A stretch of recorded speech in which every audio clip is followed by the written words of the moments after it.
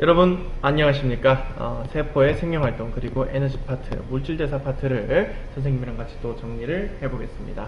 자, 프린터물 꺼내주시고요. 프린터물 002번 보시면요, 첫 번째 1페이지입니다. 자, 세포의 생명활동, 물질대사라고 하는 건 생물체 내에서 일어나는 물질의 화학 반응을 얘기를 합니다. 물질대사는요, 크게 두 가지, 뭐와 뭐로 구성되죠? 그렇죠, 동화작용과 이화작용으로 구성이 됩니다. 자, 그러면 동화작용과 이화작용은 어떤 차이점을 가지나? 동화작용 같은 경우는 물질을 통해서 복잡한 유기물을 만들고, 이화작용은 복잡한 유기물을 통해서 간단한 물질을 만들죠. 이때 동화작용은 주변의 에너지를 흡수를 합니다. 그래서 흡열 반응이라고도 하고요. 이화작용은 주변에 에너지를 방출하게 되죠. 이때 발열 반응이라고 얘기를 합니다. 여기까지 어려운 게 있나요? 없나요? 없죠? 좋습니다. 그래서 그래프 오른쪽에 있는 거 좀 보시면요, 흡열 반응 그래프 보시면 반응물과 생성물, 생성물이 훨씬 더 에너지가 많아요. 처음에 있던 애들은 에너지가 적고 나중에 있는 애들은 에너지가 많은 애들이다. 에너지가 많아진다. 주변 에너지를 흡수해가지고 거기에 때려 붙는다. 아하, 동화작용이구나, 흡열 반응이구나 라는 걸 알아두시면 되겠고요. 그 다음에 옆에 있는 거, 자, 발열 반응입니다. 주변에 에너지를 방출합니다. 방출하니까 반응물과 생성물에서 누가 에너지가 더 높아? 반응물이 훨씬 높은 거죠. 이해되시죠?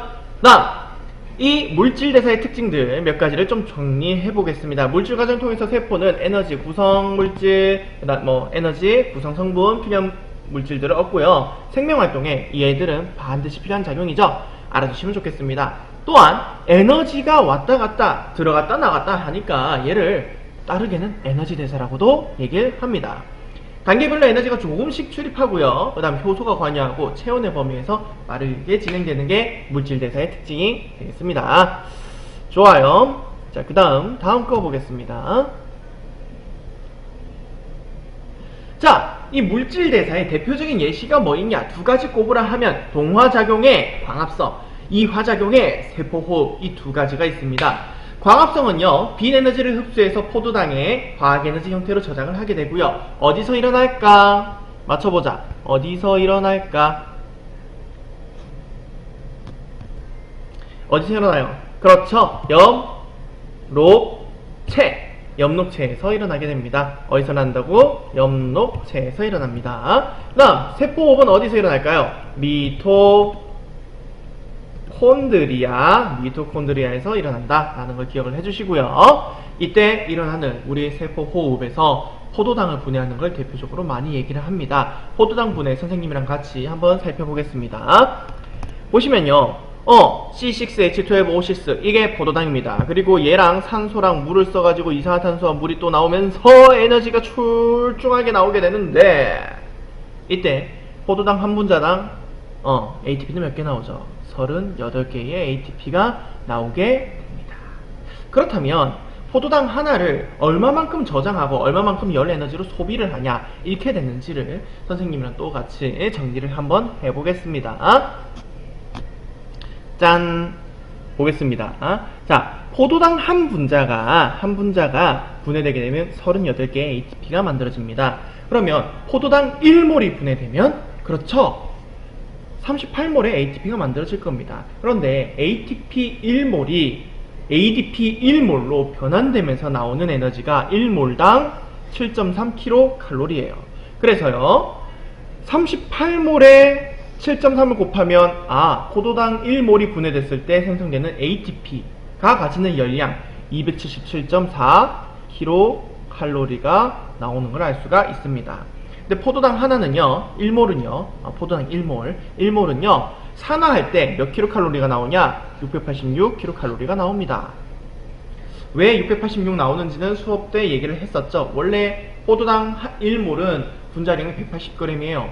그러면요, 얘를 곱하기 4kcal per gram 해가지고 우리가 탄수화물 4로 넣으면 720인가 나옵니다. 사실 탄수화물 720 이렇게 안 나오는 이유는요, 4가 아니라 4보다 훨씬 작은 값인데 반올림 해가지고 4로 배웠기 때문이죠. 그죠? 요건 좀 기억을 해주시고요. 686분의 277.4를 하면 대략 0.404 어쩌고저쩌고 쭉 나올 거예요.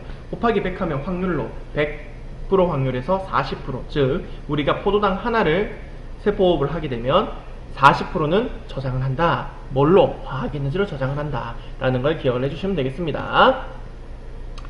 자, 다음 바로 넘어가서 산소호흡과 무산소호흡, 그 다음 세포호흡과 연소 차이점을 보겠습니다. 산소호흡, 무산소호흡. 자, 산소호흡은 산소를 사용하냐 안 하냐? 사용을 합니다. 무산소호흡은 당연히 산소를 사용 안 하겠죠.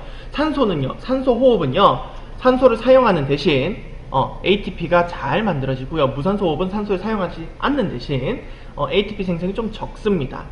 주로 산소호흡은 미토콘드리아에서, 무산소호흡은 세포질에서 일어나고요. 대표적인 예시가 세포호흡, 우리가 산소호흡의 세포호흡을 다 얘기를 하고요. 무산소호흡은 발효를 많이 얘기합니다. 알코올 발효, 젖산 발효들을 얘기를 많이 해요.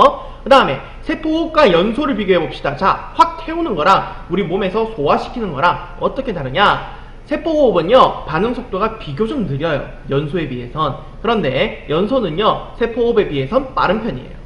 발생되는 에너지가요, 세포호흡은 짧은 시간에 많은 에너지가 나올까요? 아니면 단계별로 에너지가 나올까요? 그렇습니다. 단계별로 에너지가 발생하게 됩니다. 이게 죄송합니다. 왼쪽 편이 뭡니까? 효소가 필요하고 낮은 온도에서 일어나는 세포호흡이죠. 오른쪽 편은 연소가 되겠습니다. 네, 세포호흡은 작은 에너지로 작은 에너지가 단계별로 발생하고요. 연소는 많은 에너지가 짧은 시간에 나와서 우리가 다 받을 수가 없는 거죠. 네, 그리고 세포호흡은 효소가 필요합니다. 효소가 관여하고요. 연소는 효소가 관여하지 않는다는 걸 알아두시면 될 것 같습니다. 쭉쭉 가서요. 그 다음, 자, ATP와 ADP. 간략하게 설명하면 이렇습니다.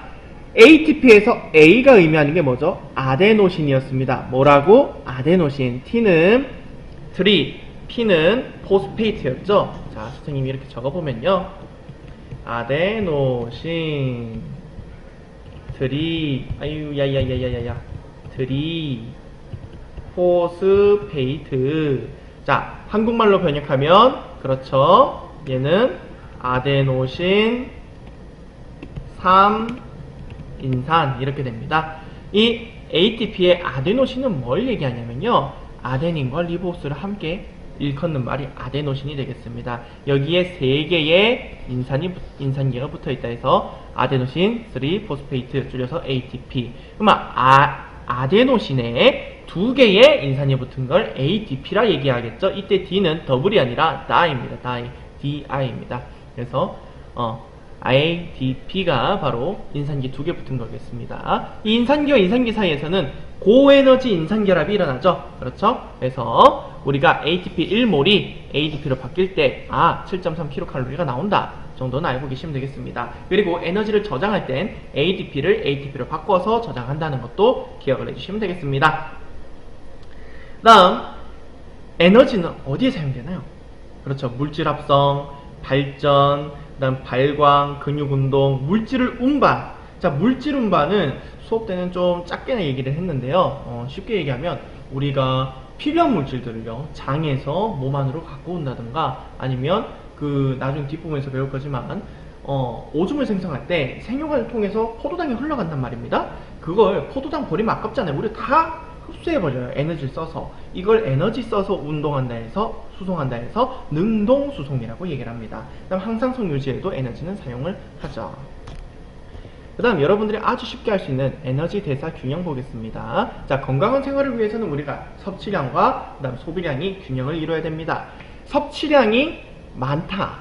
그러면 영양이 과다되는 거죠. 그렇습니다. 이 부등호 같이 써보죠. 섭취량이 많으면 영양이 과다. 그 다음에 섭취량이 적고 소비량이 많으면 영양이 부족인 거죠. 이해되시죠? 좋습니다. 그 다음, 이게 잘 안 닫히네. 좋아. 자, 체온 유지, 심장 박동, 호흡 운동 등 생명 유지하는 데 필요한 최소한의 에너지량을 우리가 뭐라고 할까요? 기초대사량이라 합니다. 기초대사량 외에 일반적인 신체 활동에 필요한 에너지량을 우리가 활동대사량이라 합니다. 대사량.